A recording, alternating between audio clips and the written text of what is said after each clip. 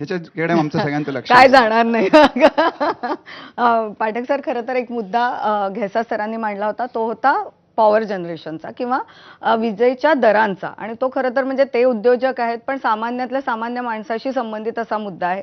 त्या संबंधी काही होऊ शकेल का? काय किंवा तुम्ही स्वतः तज्ज्ञ आहे, तर तुम्हाला काय वाटतं की काय बदल व्हायला हवेत, जरी तुम्ही आज बीजेपीचे प्रवक्ते असले तरी? तत्पूर्वी मी ह्या कपल इन्कमचा तुम्ही हां. जो मुद्दा मांडला, हो. माझ्या दृष्टीने जे एम्प्लॉयमेंटमध्ये आहे हो. त्यांच्याकडे ते बागडी पण नाही आणि त्यांना काही विशेष लाभ पण नाही. मुळामध्ये जे प्रोफेशनमध्ये आहे, बिझनेस अँड प्रोफेशनमध्ये आहे, म्हणजे नवऱ्यानी बायकोच्या नावाने ट्रान्सफर करणं आपलं इन्कम किंवा बायकोने नवऱ्याच्या नावाने इन्कम करणं, त्याला कुठेतरी पण म्हणजे आळा सर्व्हिस घालण्यासाठी. सेक्टरमध्ये तो फायदा होईलच ना, दोघं नोकरी करणारे असतील ते तर. दोघं नोकरी करतात, त्यांचं इंडिपेंडेंट आहे, त्यांना 4-4 लाखाची वजावट मिळते, तो सगळं बेनिफिट आहे त्याचं.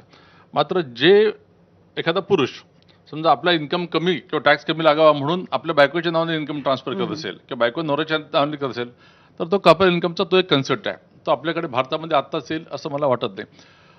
घैसा सरांना जे विचारलं, मी त्यांना सांगू इच्छितो की परत 2014ला जेव्हा मोदीजींनी 5 ट्रिलियनची अर्थव्यवस्था व्हावी अशा प्रकारचा प्रयत्न केला होता, तेव्हाच त्यांनी विजेचं देखील नियोजन केलं होतं. 2014ला आपली वीज इन्स्टॉल कॅपॅसिटी ही 135 गिगावॅट होती, म्हणजे 1,35,000 मेगावॅट. आज ती ऑलरेडी 2,37,000 मेगावॅट, 237 गिगावॅट आहे. आणि याचं पुढचं नियोजन 3 गिगावॅटपर्यंत होणार आहे. हे करताना त्यांनी सर्व प्रकारच्या स्रोतांना चालना दिलेली आहे. मग ते पंप स्टोरेज असो, सोलर असो, सोलर विंडचा हायब्रिड असो, इव्हन न्यूक्लिअरला देखील आता आपण चालना देतो आहे. त्यामुळे हे का करतोय आपण, तर विजेची आपली रिक्वायरमेंट फुलफिल व्हावी म्हणून. मी आपल्याला सांगू इच्छितो की विजेचा शॉर्टफॉल असा आता कन्सेप्ट राहिलाच नाही. ज्या राज्याला विजेची आवश्यकता आहे तो सेंट्रल ग्रिडमधून कुठूनही वीज ती घेऊ शकतो. त्यामुळे शॉर्टफॉल हा कन्सेप्ट राहिलाच नाही. आता विजेचे दर कमी करणं हे प्रत्येकालाच एक महत्त्वाचा विषय आहे आणि महाराष्ट्रात ते जास्त चॅलेंजिंग आहे. कारण महाराष्ट्र हा एकमेव राज्य आहे जिकडे 30% कन्झम्पशन ॲग्रिकल्चर कन्झम्पशन आहे. मी अगदी त्या मुद्द्यावरच येणार होती आणि देवणकर सर बाजूलाच बसले. आणि तो 30% रिकव्हरीचा मोठा प्रॉब्लेम आहे. मी शेतकऱ्यांना दोष देणार नाही, कारण त्यांना 20 दिवसा हवी, आम्ही त्यांना रात्री देतो. त्यामुळे याच्यावर म्हणजे खूपच मोठा मुद्दा आहे की त्यांना रात्रीची वीज मिळते. हो, तर याच्यावर एक रामबाण हे उपाय म्हणून आपले देवेंद्रजी फडणवीस जे मुख्यमंत्री आणि ऊर्जा मंत्री आहे, मी त्यांच्यासोबत काम करतोय. तर त्यांनी काय केलं की विजेचे दर कमी करणं आणि शेतकऱ्यांचा प्रॉब्लेम सॉल्व्ह करणं. त्यामुळे शेतकऱ्यांना दिवसा वीज हवी होती म्हणून शेतकऱ्यांना आपण सोलरच्या माध्यमातून वीज देत आहे. आज जगातली सर्वात मोठी डिस्ट्रीब्युटेड हे सोलर स्कीम ही महाराष्ट्रामध्ये होते, ज्याच्या माध्यमातून 16,000 मेगावॅट ही वीज दिवसा निर्माण होईल आणि ते शेतकऱ्यांना मिळेल. म्हणजे जो 8 रुपयाचा पर युनिट दर आहे विजेचा, जो आपण शेतकऱ्यांना 2 रुपये देणार होतो, ती 8 रुपयाची वीज आपण आता 30%च्या क्वांटममध्ये 3 रुपयावर आपण रिप्लेस करतोय. त्यामुळे विजेचे दर कमी होतील. आज प्रथमतःच महाराष्ट्राने महाडिस्कॉमनी मल्टी इयर टॅरिफमध्ये MERCकडे एक याचना केली की पुढच्या 5 वर्षामध्ये तुम्ही आम्हाला विजेचे दर कमी करू द्या. ते का शक्य आहे, कारण 30% हे जे 8 रुपये आणि 5 रुपयामधलं अर्थगणित आहे हे चेंज होणार आहे. त्याच्यातनं सरकार जी सबसिडी देत होती आणि मोठ्या उद्योजकांकडे जी आपण क्रॉस सबसिडी घ्यायचो त्याला देखील हळूहळू रिलीफ मिळायला सुरुवात होणार आहे. त्यामुळे विजेचे दर नक्कीच कमी होतील. सरांनी अजून एक विषय विचारला की डेटा सेंटरचा. डेटा सेंटरला महाराष्ट्र मोठ्या प्रमाणामध्ये एनकरेज करत आहे आणि नवी मुंबई आणि इथे मोठ्या प्रमाणामध्ये डेटा सेंटर येतात आहे. मात्र डेटा सेंटरची जी कंडिशन आहे, कार्बन क्रेडिटचा देखील त्याच्यामध्ये विषय आहे, ती रिन्युएबल एनर्जी असावी, ती रिलायबल असावी, ती 24 तास असावी. म्हणून आपण त्याला पंप स्टोरेजच्या माध्यमातून किंवा विंड आणि सोलारचा हायब्रिड करून कसं वीज देता येईल सस्टेनेबल एनर्जी अशा त्याचा प्रयत्न करत आहे.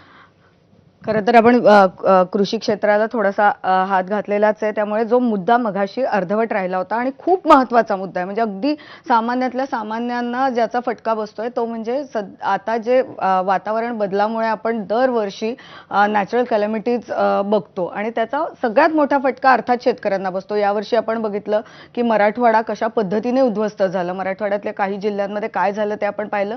अशा वेळी असे सगळे प्रसंग घडत राहणार हे आपल्याला दिसत असताना एक कृषी अर्थतज्ञ म्हणून तुम्ही बजेटकडनं काय अपेक्षा ठेवता? टिळक साहेबांनी विषय काढला होता मगाशी की भाजीपाला किलोनी विकत घेतो आम्ही. हे बघा, जेव्हा टिळक साहेब 100 रुपये देतात कांद्याला तेव्हा शेतकऱ्याला 21 रुपये मिळतात. टिळक साहेब टोमॅटोला 100 रुपये देतात तेव्हा शेतकऱ्याला 19 रुपये मिळतात आणि बटाट्याला 100 रुपये देतात तेव्हा शेतकऱ्याला 23 रुपये मिळतात. कांद्याचं उदाहरण द्यायचं झालं तर देशाची रोजची गरज 50,000 टन आहे आणि 55,000 टन आपण गृहीत धरतो, कारण 10% कांदा वाया जातो. म्हणजे देशाची वर्षाची गरज 1,85,00,000 टन कांद्याची आहे. देशाचं उत्पादन 3 करोड टन कांद्याच्या पुढे गेलेलं आहे. मग सगळ्या अर्थतज्ञांनी आम्हाला सांगावं, या उरलेल्या 1,15,00,000 टन कांद्याचं करायचं काय? म्हणजे अर्थशास्त्रज्ञ याला उत्तर देणार नाही, सरकार याला अटेंड करणार नाही, तर शेतकऱ्यांनी क्लायमेट रिझिलंट ॲग्रिकल्चर करायचं कसं? आणि क्लायमेट रिझिलन्सवर महाराष्ट्राचा कित्ता केंद्र सरकारने गिरवला पाहिजे. कारण 2013 साली ज्या वेळेला ह्या कॅलॅमिटीज आल्या आणि जानेवारीत पाऊस पडला, तर त्यावेळेला आत्ताचेच मुख्यमंत्री होते आणि त्यांनी इमिजिएटली सगळ्या त्यावेळेला कृषी मूल्य आयोगाशी संबंधित काम करत होतो मी, सल्लागार सचिव होतो, आणि फार वेगाने त्यांनी क्लायमेट रिझिलंट ॲग्रिकल्चरवर एक कार्यक्रम आणला महाराष्ट्रामध्ये, ज्याला नानाजी देशमुख कृषी संजीवनी योजना नावाने. एवढ्या मोठा गुंतवणुकीचा कार्यक्रम जवळपास तो आणि मॅग्नेटचा प्रकल्प मिळून ह्या सेल्फ एम्प्लॉयमेंट आणि क्लायमेट रिझिलंट ॲग्रिकल्चरवरचं त्याचं दुसऱ्या टप्प्यामध्ये त्याची गुंतवणूक महाराष्ट्रात 15-16 हजार करोडपर्यंत जाईल. पण हे पुरेसं आहे का? तर नाही आहे. नाही, म्हणजे मुद्दा तोच आहे की दरवर्षी हे होत आहे. हा, मग ह्याच्यात उपाय कसा करणार तुम्ही? आता तुमची कुठली पिकं व्हल्नरेबल आहेत? तर ती मका आहे, ती सोया आहे, आणि मग ही पिकं आली कुठून? या पिकाचं आउटपुट काय? माझं वैयक्तिक आणि कृषी तज्ज्ञांचं टेक्निकल लोकांचं म्हणणं हेच आहे की करडीसारखं पीक आहे, जवसासारखं पीक आहे, जगभर डिमांड आहे. हे कुठेही, म्हणजे भारताची जिओग्राफिकल स्पेशालिटी ही आहे की ही जी पिकं आहेत, जशी नागली आहे, बाजरी आहे, वरई आहे, राई आहे, तीळ आहे, किंवा करडई आहे, जवस आहे. जवस तर ओमेगा 3चा सगळ्यात मोठा सोर्स आहे. आणि असं असूनही याचं प्रोडक्शन आणि हेक्टरेज दिवसेंदिवस कमी होतं आहे. म्हणजे हे तर मी अर्थमंत्र्यांनाही सांगितलं की जगात कुठेच होत नाही, होऊ शकत नाही.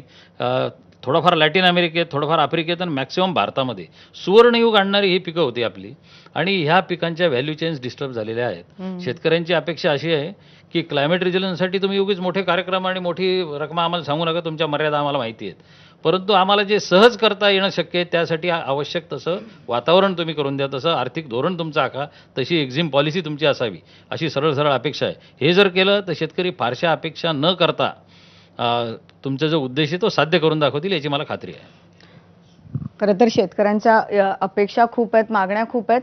एक मुद्दा आहे सर, मी येते मुणगेकर सर तुमच्याकडे, जो आपल्या चर्चेत फार आला नाही आहे आणि ज्याच्यावर मोदी सरकार आणि दरवर्षीचं बजेट मोठ्या प्रमाणात भर देताना दिसतं, ते म्हणजे पायाभूत सुविधा. उद्योजकांना त्या हव्या असतात, नागरिकांना त्या हव्या असतात, आणि तरतूद मोठी दिसते दरवेळी. जीवनमान बदलत आहे का? आणि यावेळी आपण अपेक्षा काय करू? पायाभूत सुविधा